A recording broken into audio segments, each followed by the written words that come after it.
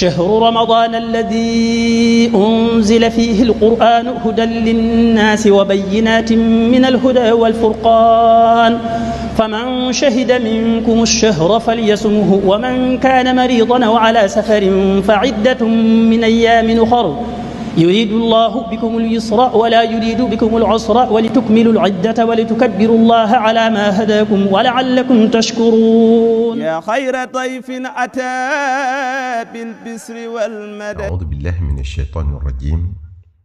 بسم الله الرحمن الرحيم.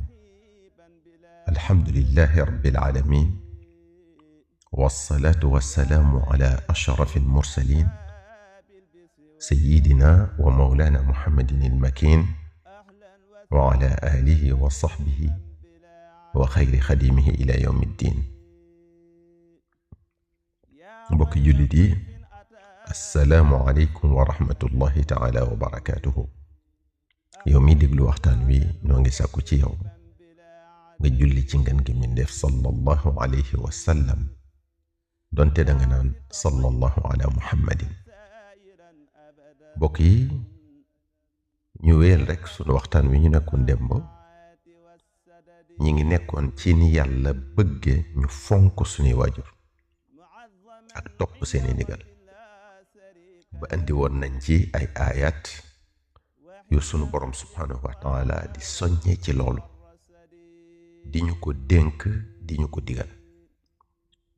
mbokk yi, xaqi waajur for na lool dañoo laaj ko tedd ki sallallahu alayhi wa sallam ne ko, ya rasulallah, ayyul amali afdal? qaal alsalaatu ala waqtiha. qiil thumma ayyu? qaal birru lwalidayn. qiil thumma ayyu? qaal aljihaad fi sabilillah. dañ ne ko, jën jëf moo gën ci jëf yi? sallallahu alayhi wa sallam ne, julli juróom yi ca seeni waxtu, maanaam julli gu ci nekk rek bu waxtoom jotee nga dal di koy def, nee na moo gën ci jëf yi. moom lañu waxoon ca waxtaan yi jiitu ne Cheikhuna al Xadim neewoon na, maa ngi lay xamal ne topp yàlla gi gën ci topp yàlla ji mooy julli ci njëlbéenu waxtu. noonu la ko waxee woon. bi rasulullahi sallallahu alayhi wa sallam waxee loolu, ñu ne ko jën jëf moo ci topp? mu ne fonk sa ñaari waajur, maanaam honorer tes parents. ñu ne ko jën jëfa ci topp? mu ne jihaad ci yoonu yàlla. nga gis ne kon yàlla bi mu wéelee xaqi waajur la ca teg. nga gis tamit ne jihaad ci yoonu yàlla li muy foor toppatoo say waajur moo ko féete kaw. am na bés tamit yonent bi sallallahu alayhi wa sallam wax saxaaba yi ne leen, alaa unabbi'ukum bi akbaril kabaa'iri. nga xam ne da koo baamu ñetti yoon. saxaaba yi ne ko, balaa ya rasulallah. yonent bi sallallahu alayhi wa sallam ne, al ishraaku billahi wa uquuqu lwaalidayni. wa kaana muttaki'an fa jalasa fa qaal, alaa wa qawlu zuur, alaa wa shahaadatu zuur.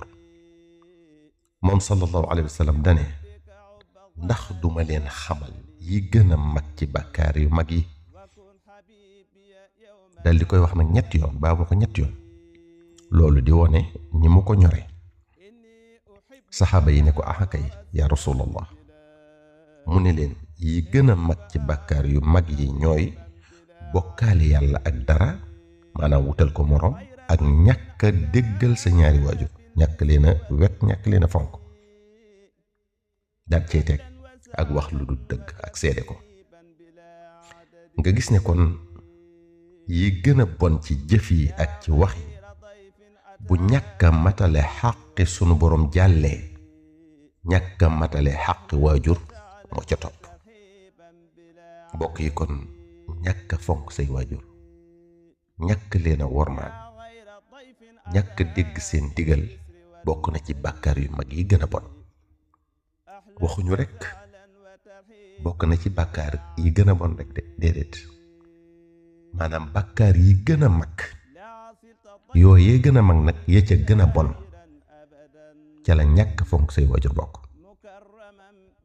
bokk yi. yonent bi sallallahu alayhi wa sallam nee na ridallahi fi ridal walidayni wa suxtullahi fi suxtil walidayni. mu ni ngërëmal yàlla mi ngi ci ngërëmal sa ñaari waajur, merum yàlla mi ngi ci merum sa ñaari waajur. maanaam sa ñaari waajur buñ la gërëmee, ngërëm loolee sabab la ci yàlla gërëm la. sa ñaari waajur buñ la meree, mere googee sabab la ci yàlla mere la, wal iyaadu billah. ngërëmal yàlla nag bànneex féetewu ko kaw àddina, bànneex féetewu ko kaw alaaxira. te gërëm loo say waajur da koy maye. merum yàlla nag day waral torox teg àddina, di waral torox teg alaaxira.